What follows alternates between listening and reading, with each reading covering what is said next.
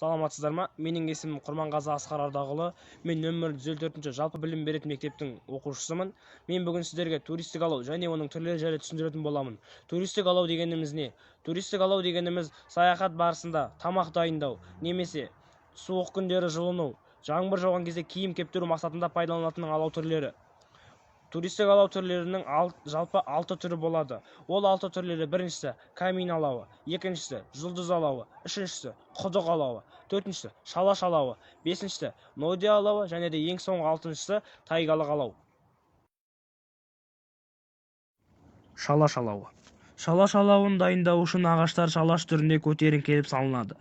Бұл алау ұзақ жанады және жылыту үшін көп жылу бөледі. Алау жақсы жанады және де туристік дамылдауда үлкен ыстық беру үшін пайдаланылады. Жұлдыз алауы. Жұлдызша алауы туристер үшін әмбебап деп мойындалады.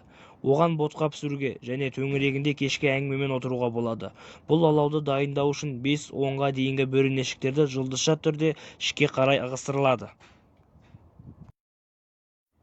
Ноди алауы. Бұл алау жорық кезінде туристер адасқан жағдайда көмекке шақыру мақсатында дабыл беру үшін қолданылатын алау түрі.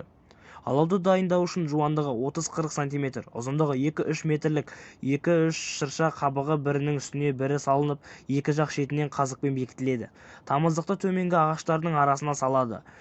Үшінші ағаш түтін тартуды реттейді. Әдетте алау үстіне смолалы бұта салынып, қара түтін немесе көк шөп салынып, ақ түтін шығару арқылы дабыл беріледі.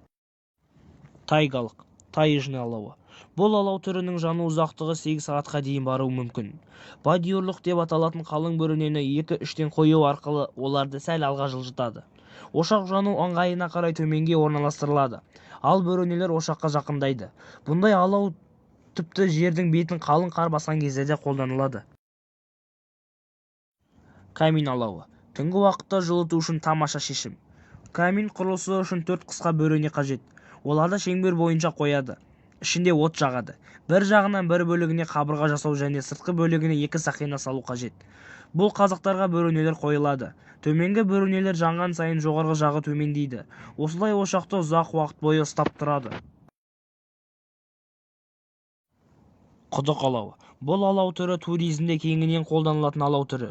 Бұл алау түрі алау жақсы жанып, үлкен ыстық беру үшін пайдаланылады. Құдық алауын дайындау үшін ағаш құдық түрінде салынады. Алау ұзақ жанады және тамақ пісіру үшін көп жылу береді.